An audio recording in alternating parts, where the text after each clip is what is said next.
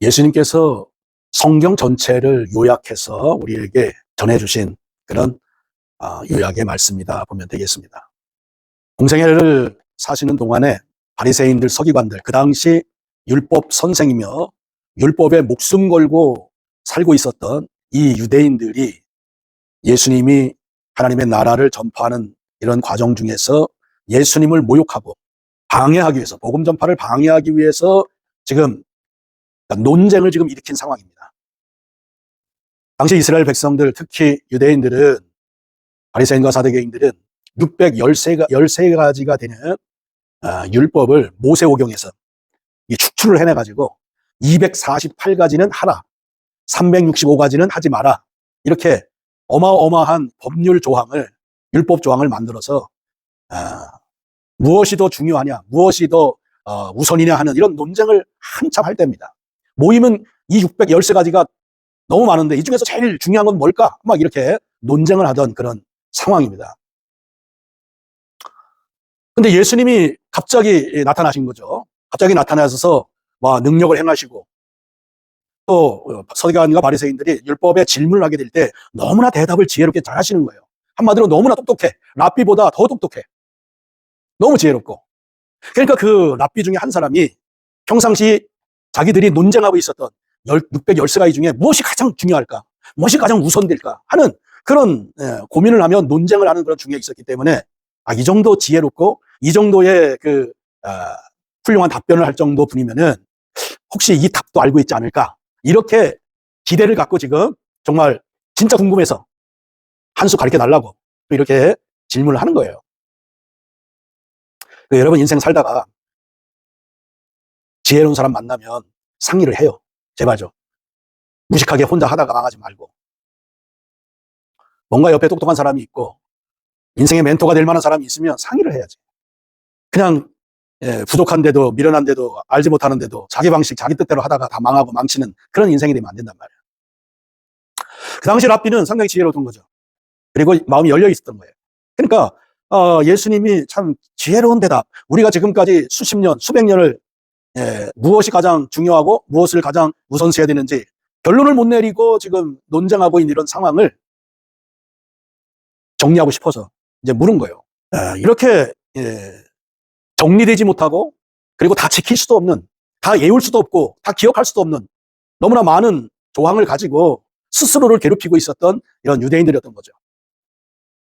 특히 랍비들이라는 사람들도 이 어려운 법조항들을 만들어서 스스로도 괴롭히고, 또 유대 백성들도 괴롭히고, 다 지킬 수도 없으니까 알지 못하니까 어떻게 지키겠어요. 613가지 어떻게 외우냐고. 여러분 십계명도 외우기 어렵잖아. 10개도 외우기 어려워가지고 지금 다 못 외우는데 무슨 613가지 어떻게 다 외워서 지키냐고요. 불가능하죠. 이 랍비의 마음은 우리가 충분히 이해가 되는 거예요. 충분히 이해가 됩니다.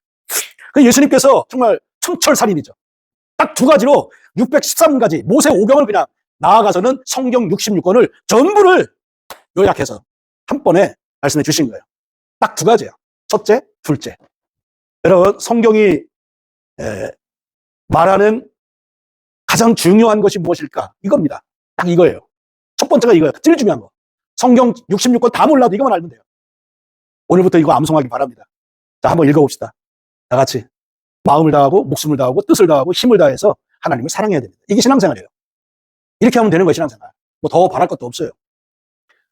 마음을 다한다는 건 뭡니까? 해석해 드릴게요. 자, 마음을 다한다. 이거는 나의 존재 자체를 말하는 거죠. 존재 자체. 내 생명, 내 영혼, 내 내면, 내 진정을 말하는 거예요. 전심. 하나님을 사랑하는데 조건 걸고 핑계 대고 이런 거 하지 말으라는 거예요. 하나님을 사랑하는 데는 아무것도 방해되는 게 없어야 된다. 아무것도 방해되는 게 없어야 된다. 그게 마음을 다하고 그런 얘기예요. 이해했죠? 그 다음에 목숨을 다하고 그랬단 말이에요. 자기 목숨을 하나님을 사랑하는데 내놓을 수 있을 정도의 헌신. 이렇게 해도 결코 손해 안 본다는 거죠. 내 목숨을 내놓고 하나님을 사랑했어. 하나님이 그 이상 훌륭한 복과 은혜를 베풀어 주십니다. 뜻을 다한다는 건 뭐냐? 지적인 걸 말하는 거예요. 지성. 마음이 감성이라면, 내면이라면 뜻을 다하고는 지성입니다. 하나님을 좀 알아야 돼요. 배워야 돼. 한마디로 성경에는 박사가 돼야 돼요. 성경 그러면 뭐 할 말이 좀 있어야 돼. 그러니까 누구라도 몇 마디는 가르칠 수 있는 사람이 돼야 됩니다. 예수님께서 마리아 몸에 태어나셔가지고 30년 동안 사시다가 30세가 되어서 공생애를 시작하셔가지고 복음을 전하시다가 우리의 죄를 대신해서 십자가에 죽으셨고 3일 만에 부활하셨고 40일 동안 사신 것을 나타내시다가 감람산에서 승천하셔가지고 지금 하나님 보좌 우편에 앉아 계시다가 백보자 심판하시기 위해서 다시 세상에 재림하실 것이다. 이 예수님의 일생을 간략하게 전할 수 있는 그런 프레임, 이런 지식은 기본적으로 갖추고 있어야 된단 말이에요. 누구에게나 말할 수 있어야 돼요. 뜻을 다하고. 내 직업적인 그런 지식, 나의 학문적인 지식을 앞서서 먼저 하나님에 대한 지식이, 하나님에 대한 알미 충실하게 채워져 있어야 됩니다. 그래서 하나님에 대해서는 누구보다도 잘한다는 자신감이 있어야 돼요. 내가 하나님에 대해서는, 내가 예수님에 대해서는 누구보다 잘한다. 이 정도의 지적 알물 준비하고 배움받고 간직하고 있어야 된다. 그 얘기예요. 야, 기독교인은 무식하면 안 돼. 무식하면 안 돼. 자, 똑똑하려면 어떻게 해야 됩니까? 열심히 공부해야지. 성경을 열심히 읽고 열심히 연구하고, 목사님만 하는 게 아니에요. 여러분도 연구해야 돼. 여러분도 공부해야 돼. 직업만 공부하지 말고 맨날 뭘 놀까, 뭘 먹을까, 뭘 마실까 그런 것만 연구하지 말고 성경 학문서를 놓고 좀 공부를 해보란 말이에요. 이게 무슨 뜻이지? 왜 이걸 나에게 편지로 쓰셨나? 이런 걸 좀 궁금해하면서 좀 해보란 말이에요. 성경을 알고자 하는 이런 욕망이 좀 있어야 된단 말이에요. 특히 여러분처럼 젊은 시절에는 이 정도의 욕심은 있어야 돼요. 그분이 인격이시란 말이에요. 여러분이 정말 마음을 다하고 목숨을 다하고 뜻을 다하고 힘을 다해 하나님 사랑하면 하나님 나타나십니다. 여러분 앞에 뭐 천사로 나타나든 뭐로 나타나든 나타나세요.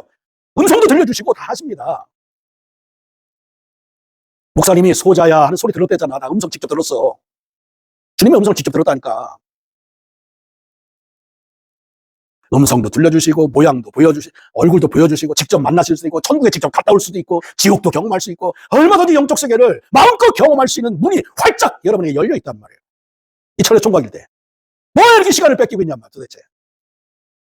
신앙의 저 시간을 써야지. 참 너무 안타까운 거죠. 응? 결혼하기 전에 하여튼 주님을 어떤 모양으로도 깊이 만나는 그런 체험을 하는 우리 젊은 성도들 되시기를 주님의 이름으로 부탁하고 축복합니다. 좀 빠져보세요. 여러분들. 엉뚱한 데 중독되지 말고 엉뚱한 데 시간 뺏기지 말고 힘을 다하여 그랬습니다. 이거는 내가 소유한 어떤 재산이나 어떤 소유한 이 육체적 능력이나 뭐 이런 것들을 말하는 거예요. 내 힘을 다해서 내 몸과 내 소유와 내 지적 능력과 뭐 이런 것들을 다 쏟아부어서 하나님을 한번 사랑해보라는 거예요. 그게 첫 번째고 그거 하면 신앙생활은 다 된 거다. 이 사랑한다는 말, 목사님이 여러 번 사랑이라는 말을 해석해 줬죠. 사랑이 뭔가? 첫째, 하나님을 소중히 여기는 겁니다. 귀중히 여기는 거예요. 여러분 인생에서 하나님을 가장 소중히 여겨야 돼요. 가장 귀중히 여겨야 됩니다. 첫 번째가 돼야 돼요. 그 에브라임 링컨이 게티스버그에서 연설한 Of the people, by the people, for the people. 국민의, 국민에 의한, 국민을 위한, 하나님의, 하나님에 의한, 하나님을 위한. 그러니까 삶의 중심에 하나님이 있는 거예요. 이게 하나님을 사랑하는 겁니다. 모든 삶이 하나님 중심으로 돌아가는 거야. 먹어도 마셔도 공부해도 일을 해도 돈을 벌어도 친구를 사귀어도 무슨 만남을 해도 결혼을 해도 뭐를 해도 하나님 때문에 하나님을 위해서 하나님에 의해 하나님을 위한 이런 삶을, 이게 하나님을 사랑하는 거예요. 여러분의 삶은 무엇이 중심입니까? 어떤 것을 중심으로 돌아가냐 말이에요. 다 나 자신을 사랑하는 나 중심으로 돌아가면 이 사랑에서 지금 벗어나 있단 말이에요. 그러니까 신앙생활에 역사가 안 나타나네. 하나님을 만나주시지 않는 거죠. 이렇게 하나님을 사랑한다 해서 무슨 뭐 부자가 되고 뭐 명예를 얻고 뭐 교회가 뭐 몇만 명 모이고 뭐 이렇게 된다는 게 아닙니다. 하나님의 복이라는 것은 특히 이 물질, 돈이 많다고 해서 하나님이 은혜 주시고 복 주시고 뭐 믿음이 좋은 게 아닙니다. 이 돈은, 이 부는 믿음과는 상관없어요. 믿음과는 정말 상관없습니다. 명예도 상관이 아무것도 없어요. 교회 사이즈도 믿음하고는 아무 상관없습니다. 믿음이 너무나 좋은 사람도 아주 가난할 수 있어요. 나사로. 너무 믿음이 좋았잖아, 나사로. 근데 뭐 어떻게 됐습니까? 부자상에서 떨어지는 것을 부스러기를 주워 먹어야 되는 가난을 속에서 살았단 말이에요. 그 부자는 악한 사람이야. 가난한 사람 돌볼 줄도 모르는 사람이야. 근데 아주 호화롭게 살았단 말이에요. 이 부는 하나님의 은혜야. 하나님의 믿음과 상관없습니다. 명예도 권세도 성공도 실패도 주님과는 상관없어요. 하나님과 관계인 건 뭐냐? 그가 하나님을 사랑하느냐, 사랑하지 않고 있느냐. 하나님의 은혜를 입은 자는 하나님을 사랑하는 것이고, 은혜를 못 받은 자는 하나님을 사랑하지 않는다. 그러니까 여러분 앞으로 인생을 살면서 가난하다고 그래서 위축돼가지고 하나님 날 사랑하지 않는가? 나는 왜 이렇게 가난해야 돼? 나 왜 예수님인데 왜 이렇게 힘들어야 돼? 그렇게 물으면 잘못 묻는 거예요. 형통함과 고난과 이것은 믿음과는 상관없습니다. 하나님을 사랑해서 하나님의 은혜에서 하나님과의 관계에서 믿음이 결정되는 거지, 일부러 드러난, 나타난 소유나 명예나 권세나 성공이나 실패나 이런 것들이 우리의 믿음의 크기를 재는 잣대가 결코 아니라는 것. 그 모든 것에서 자유하신 여러분들 되시기를 바랍니다. 그래서 부자 앞에 가서도 위축될 거 없고 대통령 앞에 가서도 위축될 거 하나도 없는 거예요. 구약시대 성도들은 지금 이 마가복음 12장 30절은 신명기 6장 5절에서 따온 건데, 신명기가 기록될 때 이스라엘 백성들의 사고방식은 부는 하나님의 축복이다, 이렇게 정의하고 있을 때예요. 그런데 우리 예수님은 마음을 다하고 목숨을 다하고 뜻을 다하고 힘을 다해서 하나님을 사랑하는 게 첫 번째 계명이라고 했단 말이에요. 부자가 되는 게 첫 번째가 아니란 말이에요. 신앙생활에 명예를 얻고 부자 되라고 그걸 하라고 주님이 말씀하신 게 아니란 말이에요.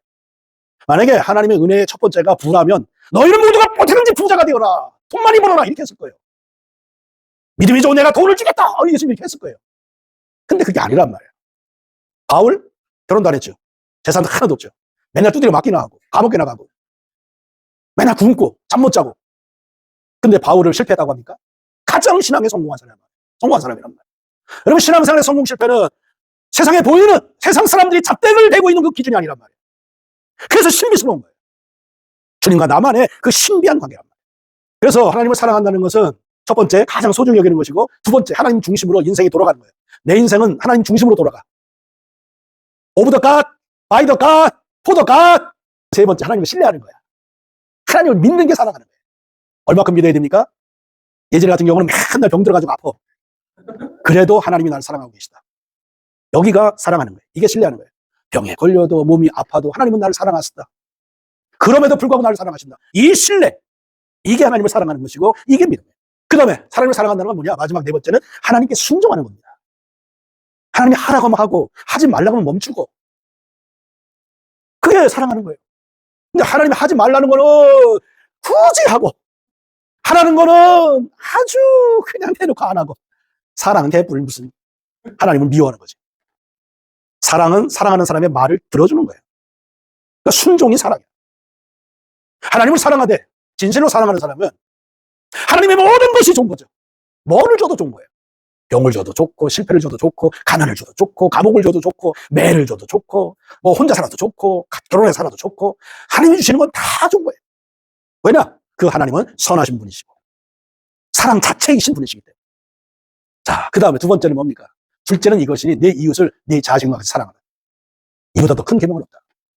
이 내 자신처럼 사랑하라. 그러면 대체 이웃이 뭐냐고 물어봤어요. 진짜 선한 사마리아 사유에서, 비유에서 나오잖아요. 우리 이웃이 누굽니까? 이렇게 물어봤단 말이에요, 예수님께. 그 예수님이 말씀하시죠. 여기 이웃이라는 것은 네이버라는 단어인데, 영어 성경 네이버라는 단어죠. 가까이 있는 사람, 옆에 있는 사람, 이런 뜻이에요. 그러니까 이웃은 한계를 짓지 않아요. 너를 좋아하는 사람, 너를 사랑하는 사람이 내 이웃이다. 그게 아니에요. 너에게 나쁜 짓 하는 사람, 너에게 너를 괴롭히는 사람, 그 사람은 네 이웃이 아니다. 이게 아니에요. 예수님이 말씀하신 이웃은 한계를 짓는 게 아닙니다. 그냥 내 옆에 있으면 다 이웃이야. 이 사람이 꼴통이든, 이 사람이 등신이든, 이 사람이 나를 핍박하는 사람이든 다 이웃이에요. 이웃을 어떻게 되느냐? 네 자신처럼 사랑해라. 그러면 내 자신처럼 사랑하라는 말은 대체 뭐냐? 일단 이웃은 한계가 없습니다. 내 옆에 있는 사람이 다 이웃이에요. 그 이웃에서 한 가지 더 해석하면 뭐냐면, 하나님처럼 사랑하라, 그 얘기예요. 하나님이 어떻게 하십니까? 악인이든 선인이든 다 햇빛과 비를 동일하게 주시잖아요. 악인도 성실하게 돈 안 쓰고 모으면 부자 돼요. 작은 부자는 다 돼요. 안 쓰고 모으면, 열심히 일하면, 밤낮 없이 일하지 돈을 안 써. 당연히 조금만 부자는 되죠. 그게 하나님의 사랑의 방식이에요. 그러니까 하나님은 사람을 차별하지 않아. 그러니까 하나님처럼 이웃을 대하는 거예요. 모든 내 옆에 있는 사람은 다 사랑의 대상이야. 근데 어떻게 사랑해? 그 사람들을 다 나 자신처럼. 자, 봅시다, 이제. 자, 나 자신을 어떻게 사랑합니까, 여러분? 첫째, 먹여주죠, 입혀주죠, 재워주죠, 씻겨주죠, 즐겁게 해주죠. 병나면 고쳐주죠. 뭐 어디 조금이라도 상처 나면 그냥 난리, 생난리, 바르고, 뭐 데쳐, 뭐 빨고, 물고, 빨고, 별짓 다 하잖아요. 그렇게 이웃에게 해줘라, 그 얘기예요. 아프면 도와주고, 배고프면 배부르게 해주고, 어디 옷을 못 입겠으면 옷 입혀주고, 다 하라는 거야. 나에게 하는 것처럼 이웃에게 하라는 거예요. 그게 네 자신처럼 사랑하라, 그 얘기입니다. 그러니까 이웃은 뭐예요? 또 다른 나다, 그 얘기예요. 이웃은 바로 옆에 있는 사람인데, 이 사람은 또 다른 나다 생각하고 해주면 되는 거예요. 쉽죠? 쉬워요. 하나님이 모든 인생들을 대하듯이 대해주고, 나처럼 대해주고, 특히 내가 뭘 잘못할 때 나 자신을 어떻게 합니까? 상당히 잘 품어주잖아요. 얼마나 나를 이해를 잘합니까? 아, 넌 피곤해서 지각한 거야. 아, 너는 이거 마음이 약해서 잘못한 거야. 괜찮아. 얼마나 자신을 용납하고 관용을 베풀고 이해하고, 얼마나 그럽니까? 이웃에게 그렇게 하란 말이에요. 자기는 그렇게 자기 자신에게는 정말 들보가 있어도 용납하면서 남에게는 티끌만 있어도 그냥 왜 그러냐고 난리. 그건 사랑이 없는 거예요. 내가 사랑이 없다는 얘기를 하는 거예요. 이 계명을 안 지키는 거지 지금. 하나님을 사랑하고 이웃을 사랑하는데 내 자신처럼 사랑하라. 그래서 이 사랑은 기준이 자기 자신입니다. 얼마큼 사랑할까요? 네가 기준이다. 너를 사랑하는 만큼 사랑하면 된다. 그게 기준이에요. 그러니까 내가 나한테 하는 사랑만큼이 내가 할 수 있는 사랑의 한계예요. 더 이상 하지 말라는 거예요. 더 이상 했다면 번아웃 되니까, 사랑하다가 지쳐가지고 쓰러지니까. 이게 자기를 사랑하는 만큼 사랑하지 않고 자기 한계를 넘어서서, 자기를 사랑하는 한계를 넘어서 사랑하면 어떻게 됩니까? 나중에는 왜 나만 이래야 되죠? 왜 나만 일해야 되나요? 왜 나만 희생해야 되나요? 왜 나만 이래야 되나요? 원망하고 불평이 쏟아져 나온단 말이에요. 내 사랑의 한계는 나야. 나라면 나에게 이게 기준이에요. 이거 넘어서면 번아웃 돼. 여기까지만 해요. 그러면 자유롭고 평화롭고 행복해. 사랑의 기준은 누구다? 나다. 내가 기준이야. 나를 사랑하는 이상 하지 마. 이웃에 대해서. 괜히 그러다가 싸움 나. 나는 이렇게 하려 너를 왜 이렇게 안 하니? 이런 얘기 나와. 그래서 어떻게 됩니까? 도장 찍고 갈라지는 거예요. 하나님을 사랑하고 이웃 사랑을 실천하는데 할 수 있는 준비는 하나님의 전신갑주를 입어야 가능합니다. 이걸 입어야 사랑을 할 수 있어요. 이거 안 입으면 사랑할 수가 없습니다. 그냥 공허한 메아리가 되고 말아요. 여기 입으라는 말은 에디사스데라는 헬라어입니다. 에디사스데. 하나님의 전신갑주를 입으라. 중간태입니다. 이건 뭐냐면 자기 자신이 했는데 그 혜택이 자기 자신에게 돌아오는 것이 중간태예요. 그러니까 하나님은 머리끝부터 발끝까지 크리스찬들이 신앙생활을 하면서 하나님을 사랑하고 이웃사랑을 실천하며 살 수 있는 이 순례의 길을 갈 수 있는 이 준비를 갖춰 놓으셨어요. 구원의 투구, 의의 흉배, 진리의 허리띠, 평안의 복음의 신, 믿음의 방패, 성령의 검. 이거를 완전 무장할 수 있도록 준비해 놓으셨단 말이에요. 바울이 에베소 쓸 때 뭐가 예화가 됐냐 하면 로마 군인들의 전신갑주가 예화가 된 거예요. 로마 군인들이 딱 이렇게 한 거예요.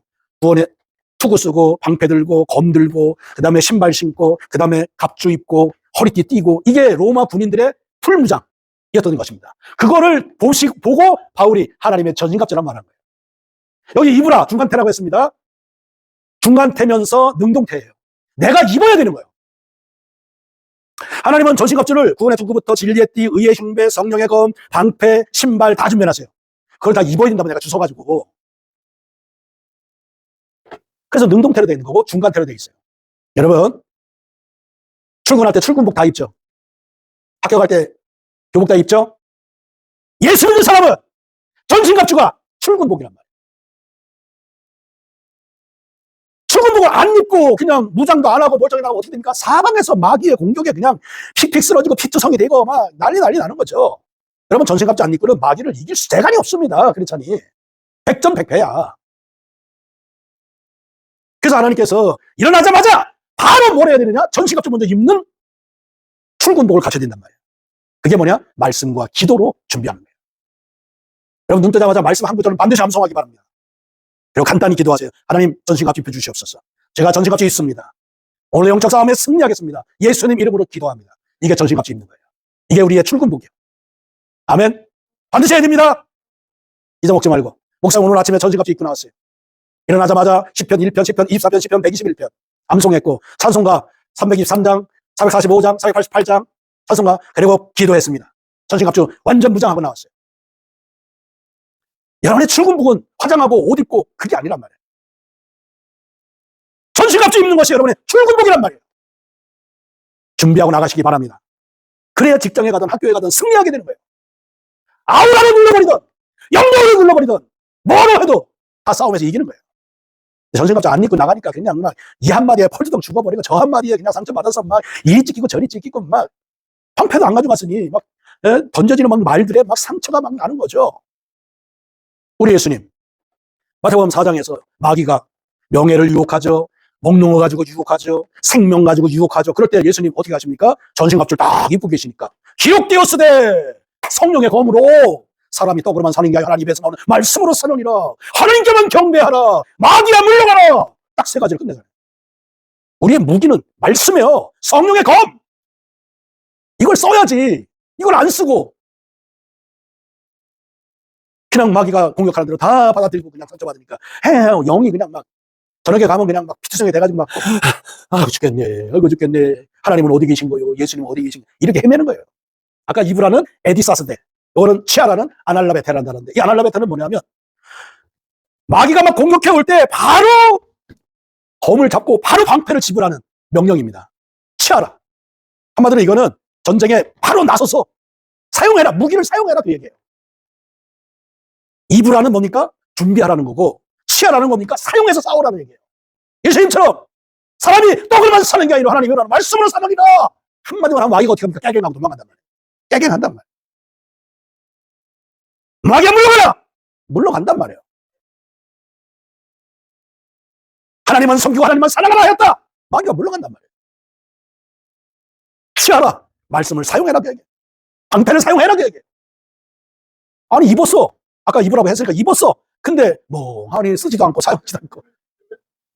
아니 군인이 총을 가지고 있는데 쏴야 될 거 아니야. 빠바바바바 쏴야지. 그냥 적은 막 총알을 막 쏘고 있는데 나는 그냥 갖고만 있어 이렇게. 그래 빠바바바바 사거리 맞는 거지 뭐. 취하라. 사용해라. 사용해라. 하나님의 전신갑주를 출근복으로 말씀과 기도로 일어나자마자 바로 준비한 사람들은 하루 종일 그 언제 살고 갈 건가?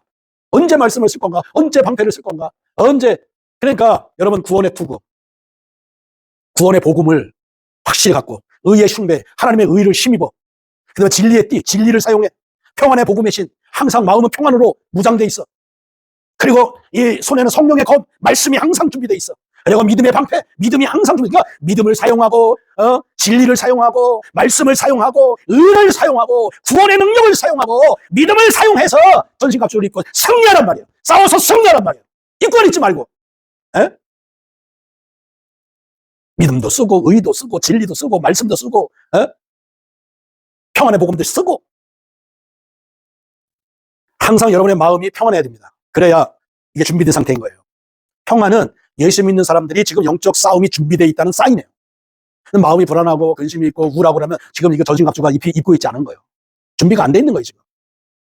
평안은 예수 믿는 사람들이 예수님이 함께하고 있다는 첫 번째 증거입니다. 그게 평안이에요.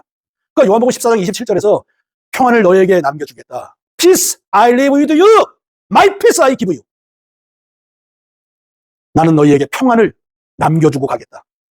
Be quiet. 유산으로, 유업으로. 레거시로. 이거는 예수 믿는 사람은 그냥 무조건 물려받은 거예요. 평안은 그냥 내 재산인 거예요. 예수 믿자마자 바로 평안은 내 재산이란 말이에요. 내 거란 말이에요.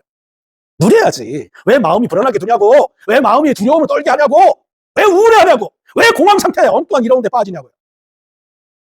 주님이 평안을 줬다고 하는데. 그러니까 항상 젖된 아이가 어미 품에 있음 같게 내 마음을 정하였나이다.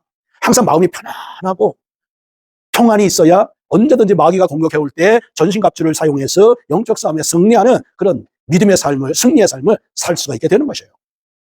자, 오늘 이후로 우리 사랑하는 성도들 삶을 시작하기 전에 반드시 뭐부터 하라? 전신갑주를 출근복으로 먼저 입어라. 교복을 입기 전에, 직장 출근복을 입기 전에 영적 출근복을 먼저 준비해라. 무엇으로? 말씀과 기도로 준비해라. 그리고 불화살이 날라올 때 방패를 사용하고 검을 사용해서 싸워라! 승리해라. 이게 순례의 길을 가는 우리 성도들의 마땅한 권리며 특권이며 영광이라는 사실을 기억하시고 오늘 이후로 패배자가 되어서 빌빌거리지 말고 당당하고 기쁨에 찬 믿음의 사람들 되시기를 주님의 이름으로 축복합니다. 기도하십시다. 사랑 많으신 하나님 아버지, 우리를 사랑하셔서 모든 악한 마귀 사탄의 세상의 유혹에 싸워 이기도록 전신갑주를 준비시켜 주신 것 감사합니다. 능동적으로 입고 사용해서 모든 영적 싸움의 승리함으로 하나님께는 영광을 올려드리고 저희들의 삶에는 승리와 이긴 자의 전유물을 누리며 많은 상급을 쌓으며 행복한 승리자의 구원의 삶을 살아가는 순례의 길이 되어지도록 능력의 오른손으로 붙들어 주시옵시고 성령의 충만함으로 함께 해주시옵시고 지혜의 말씀과 지식의 말씀으로 함께 해주셔서 늘 승리케 하여 주옵소서. 예수님께 하신 이름으로 기도드리옵나이다. 아멘.